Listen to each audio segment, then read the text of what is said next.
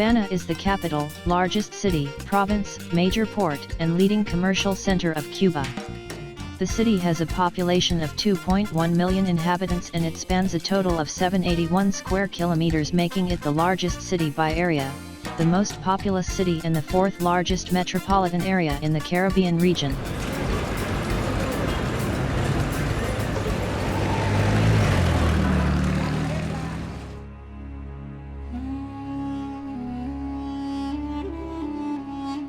The city of Havana was founded by the Spanish in the 16th century, and due to its strategic location it served as a springboard for the Spanish conquest of the Americas, becoming a stopping point for treasure-laden Spanish galleons returning to Spain. Havana began as a trading port, and suffered regular attacks by buccaneers, pirates, and French corsairs.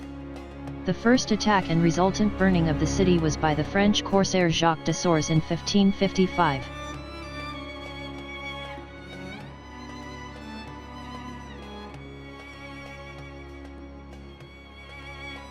Such attacks convinced the Spanish crown to fund the construction of the first fortresses in the main cities, not only to counteract the pirates and corsairs, but also to exert more control over commerce with the West Indies, and to limit the extensive contrabando, black market, that had arisen due to the trade restrictions imposed by the Casa de Contratación of Seville, the crown-controlled trading house that held a monopoly on New World trade.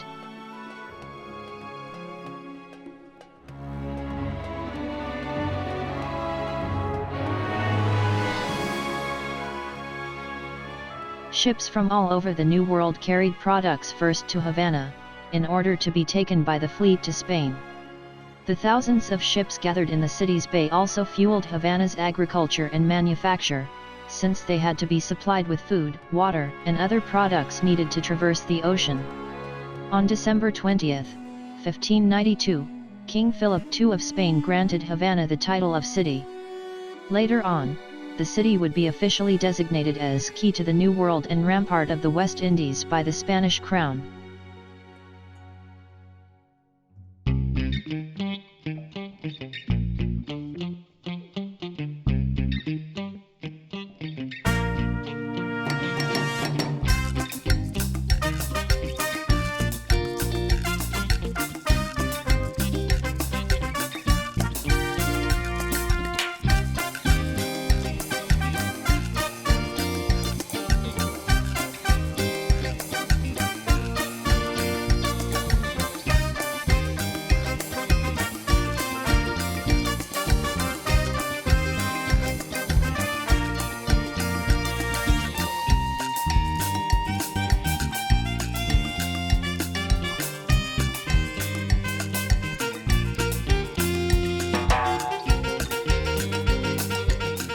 As trade between Caribbean and North American states increased in the early 19th century, Havana became a flourishing and fashionable city. Havana's theaters featured the most distinguished actors of the age, and prosperity among the burgeoning middle class led to expensive new classical mansions being erected. During this period, Havana became known as the Paris of the Antilles. In 1837, the first railroad was constructed, a 51 stretch between Havana and Voyager, which was used for transporting sugar from the Valley of Deans to the harbor. With this, Cuba became the fifth country in the world to have a railroad, and the first Spanish-speaking country.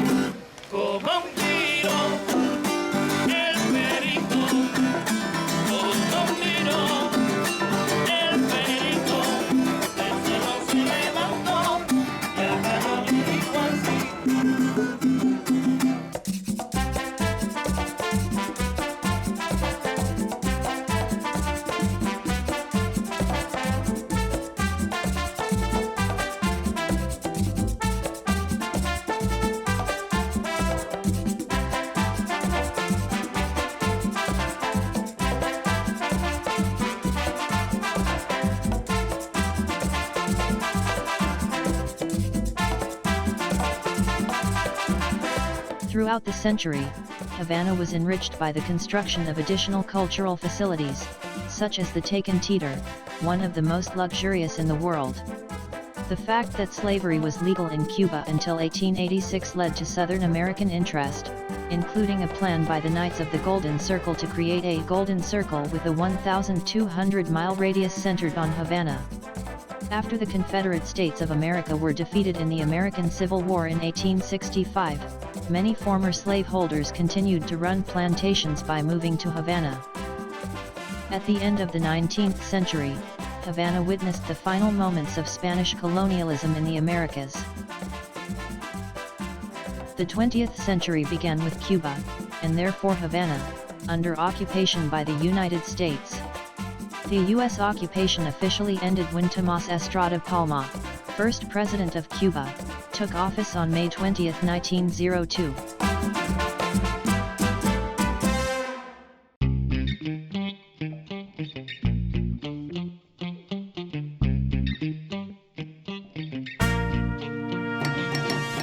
During the Republican period, from 1902 to 1959, the city saw a new era of development. Cuba recovered from the devastation of war to become a well-off country, with the third largest middle class in the hemisphere. Apartment buildings to accommodate the new middle class, as well as mansions for the Cuban tycoons, were built at a fast pace. Numerous luxury hotels, casinos, and nightclubs were constructed during the 1930s to serve Havana's burgeoning tourist industry, which greatly benefited by the U.S. prohibition on alcohol from 1920 to 1933. In the 1930s, organized crime characters were not unaware of Havana's nightclub and casino life, and they made their inroads in the city. Santo Traficante Jr. took the roulette wheel at the Sans Souci Casino. Meyer Lansky directed the Hotel Havana Riviera, with Lucky Luciano at the Hotel Nacional Casino.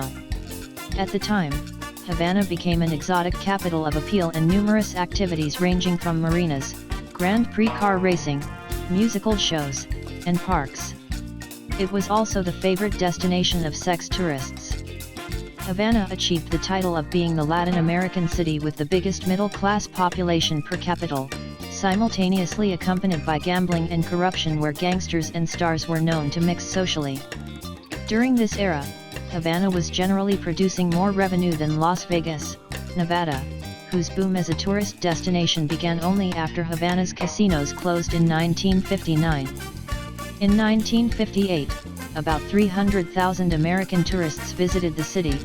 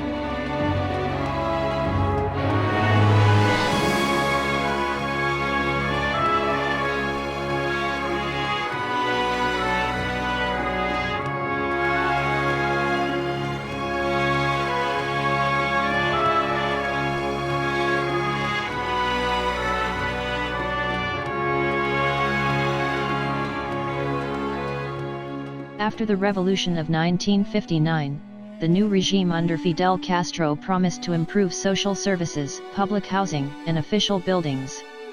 Nevertheless, after Castro's abrupt expropriation of all private property and industry, May 1959 onwards, under a strong communist model backed by the Soviet Union followed by the U.S. embargo, shortages that affected Cuba in general hit Havana especially hard.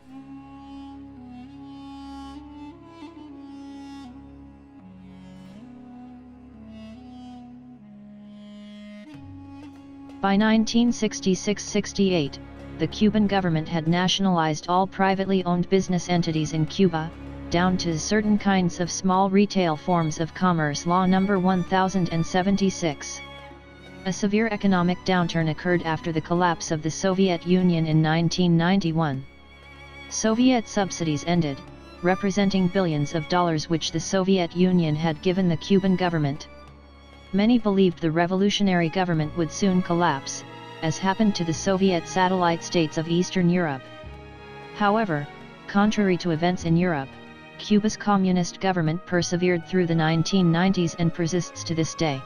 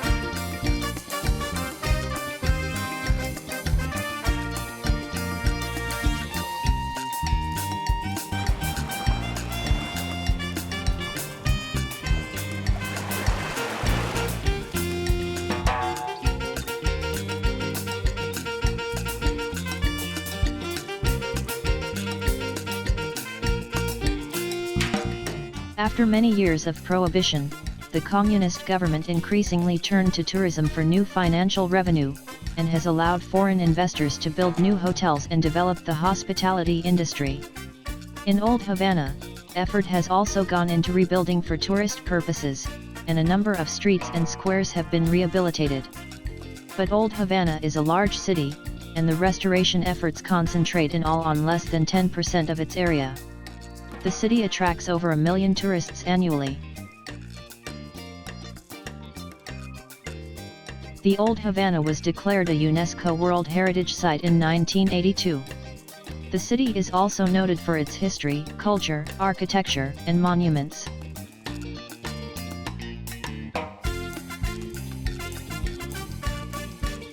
The city is the center of the Cuban government, and home to various ministries, headquarters of businesses and over 90 diplomatic offices.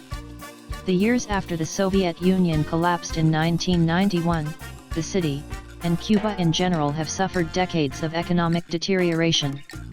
The national government does not have an official definition of poverty.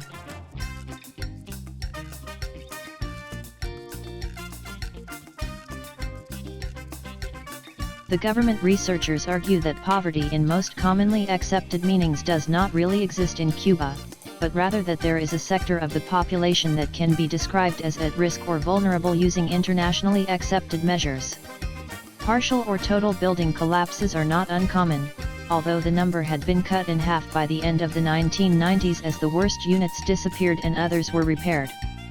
Buildings in Old Havana and Central Havana are especially exposed to the elements, high humidity, the corrosive effects of salt spray from proximity to the coast, and occasional flooding.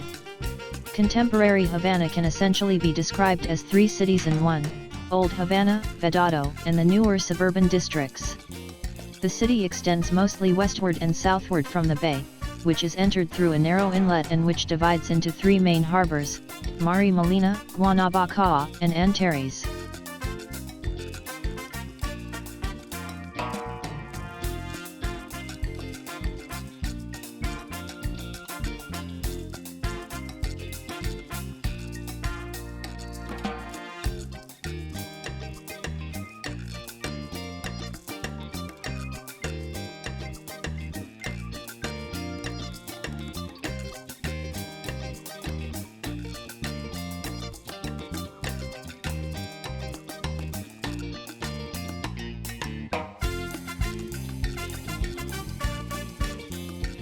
Havana, by far the leading cultural center of the country, offers a wide variety of features that range from museums, palaces, public squares, avenues, churches, fortresses, including the largest fortified complex in the Americas dating from the 16th through 18th centuries, ballet, and from art and musical festivals to exhibitions of technology.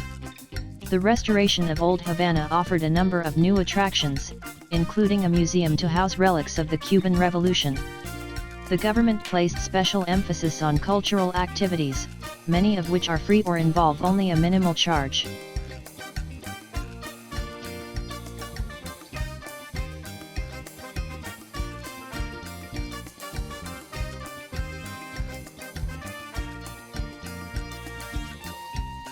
As typical of Cuba, Havana experiences a tropical climate. Cubans are friendly people. They will talk to just about anyone, and seem to spend the majority of their days in the company of others. Walking down the street in Cuba, you'll see people sitting outside their homes talking to neighbors. Cubans are also extremely honest. Most locals aren't out to rob, steal, or cheat you. Due to their tight social network and outgoing attitude, Cubans seem happy. You often see them smiling, chatting, and hugging one another. Despite their economic and political woes, Cubans genuinely love their country, and Cubans feel a strong loyalty to their homeland. Ask a local why they love Cuba and they will tell you about the country's friendly culture, beautiful landscapes, and inviting climate. They are proud of their history and hopeful about their future.